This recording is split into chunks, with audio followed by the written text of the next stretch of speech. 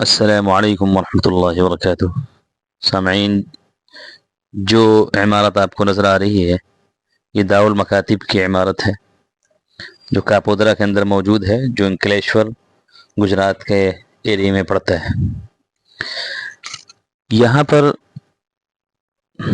مکاتب کے لیے ٹریننگ کا ایک شاندار سینٹر قائم ہے۔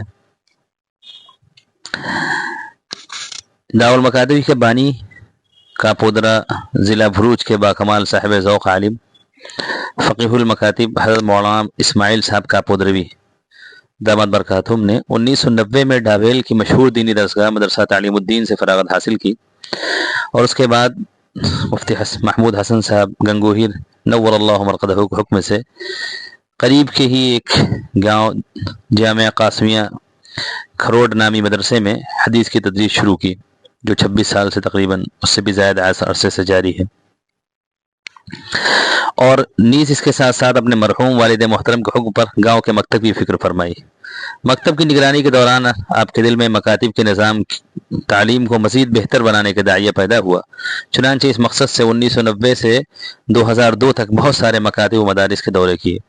ان دوروں میں بھی حضرت مولانا کو چھوٹے بچوں کی ابتدائی تعلیم میں چند بنیادی اور ناگزیر تبدیلیوں کی ضرورت کا احساس ہوا، اور اس نتیجے پر پہنچے کہ مکاتب کے اساتذہ کرام کی ہمدردی کے ساتھ رہنمائی کی جائے تو بچوں کی ابتدائی تعلیم مزید مضبوط ہو سکتی ہے۔ چنانچہ اس کے لیے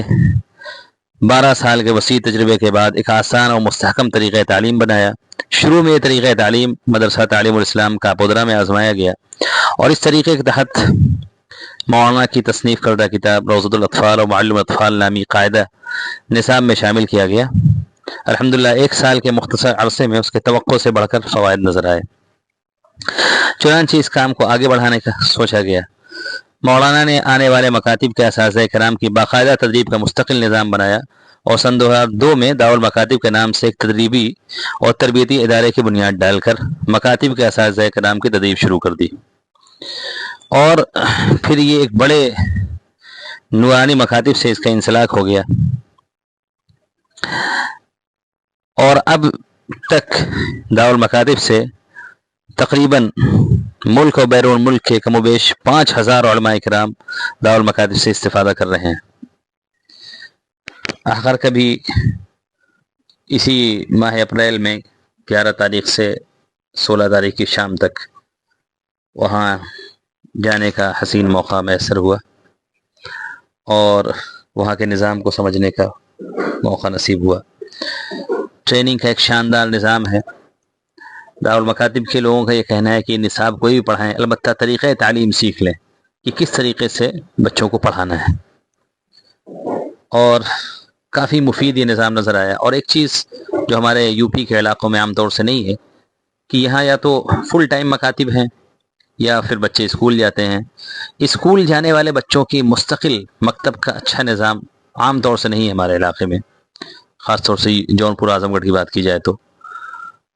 جبکہ گجرات میں یہ دیکھنا ہے کہ جو بچے اسکول بھی جا رہے ہیں ان کے لیے 3 گھنٹے کا شاندار مکتب کا نظام ہے۔ مثلا دوپہر میں جانا ہے ان کو، دوپہر سے شام تک اسکول، تو صبح 7 سے 10 3 گھنٹے کا شاندار نظام ہے، اور یہ 7 سالہ مکتب کا نظام ہے۔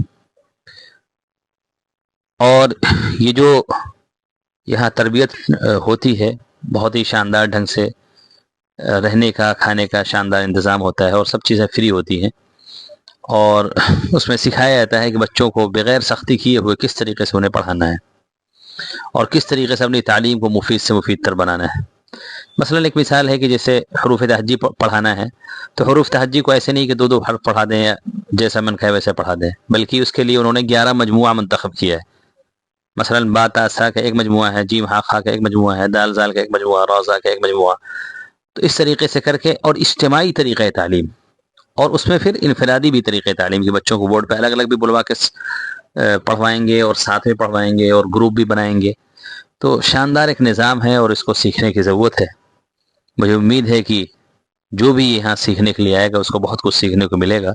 اور انشاءاللہ اس سے اس کا طریقہ تعلیم بہت ہی مضبوط اور اچھا ہو جائے گا۔ اللہ تعالیٰ دارالمکاتب کے تمام لوگوں کو، بالخصوص مولانا اسماعیل صاحب کو اور ان کے تمام رفقائے کار کو جزائے خیر دے کہ انہوں نے اس شاندار کام کو جاری و ساری فرمایا، اور نہ جانے हज़ारों बच्चों के लिए उन्होंने अच्छी तालीम का नज़्म किया। दुआ करते हैं कि अल्लाह ताला इस इदारे को कबूल फरमाए और ता क़याम क़यामत इसको बाकी रखे और अच्छे लोगों से इसे हमेशा।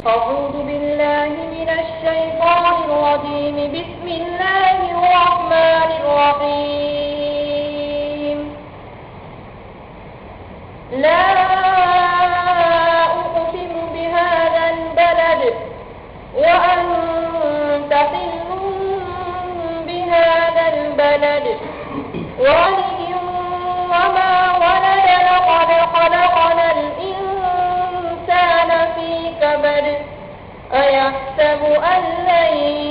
يقدر عليه أحد يقول أهلكت مالا لبدا أيحسب أن لم يره أحد ألم نجعل له عينين ولسانا وشفتين وهديناه النجدين فلاقتحم العقبة وما أدراك ما العقبة فك رقبة أو إطعام في يوم ذي مسغبة يتيما ذا مقربة أو مسكينا ذا متربة ثم كان من